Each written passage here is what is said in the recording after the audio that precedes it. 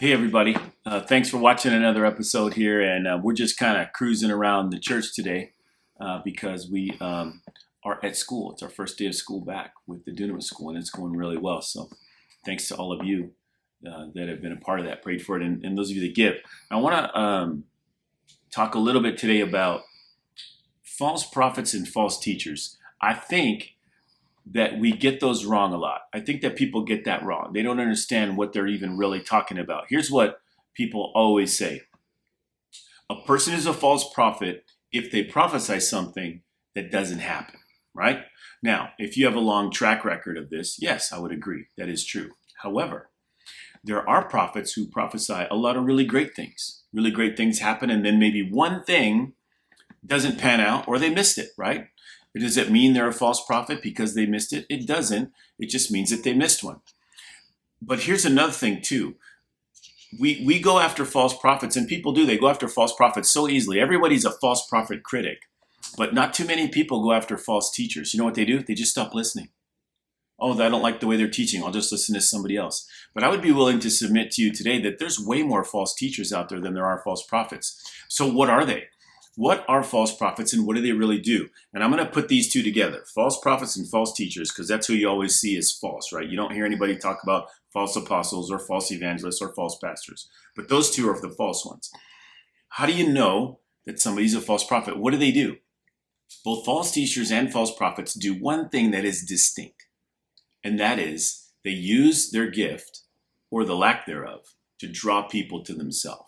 That's how you know who a false prophet is. Think about how many different religions have been adopted or created by false prophets that said, oh, I'm a prophet. Now let me draw you all to myself and just mess you all up. Well, that happens.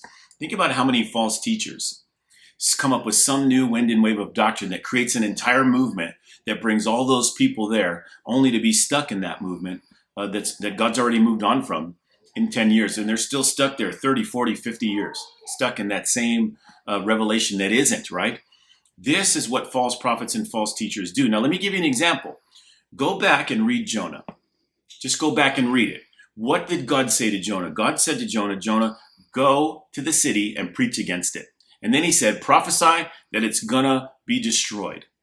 But he never said to Jonah, go prophesy that it will be destroyed unless they repent. All he did was prophesy the message, this place is going to be destroyed.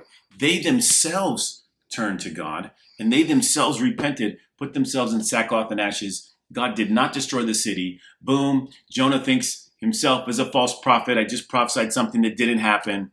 He's sulking under the tree. We know the story, right? You can say that Jonah was a false prophet, but he wasn't. He prophesied the word of the Lord, but the people changed. And because the people changed, what Jonah prophesied did not happen. Because, later he says, come on, God, you're so gracious. I just want to die. I feel like a fool. A lot of that can be going around and going on today. I mean, people can prophesy things and miss it, but it doesn't mean they're a false prophet. It just means they missed it.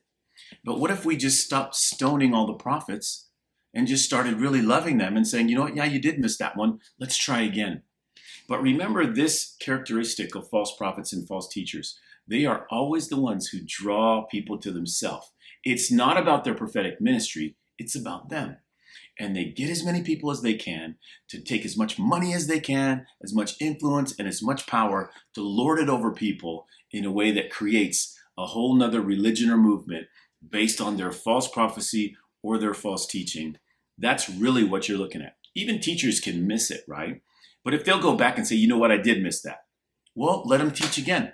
It's okay to mess up and miss things. I do the same thing. I've missed things. I've messed up.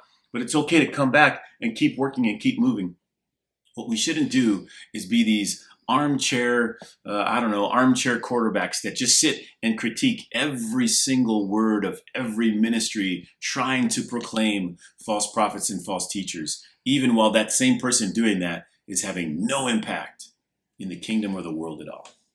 Anyway, I hope that helps you. Sometimes people mess up. Doesn't mean they're false. Hey, have a great day and thanks for watching.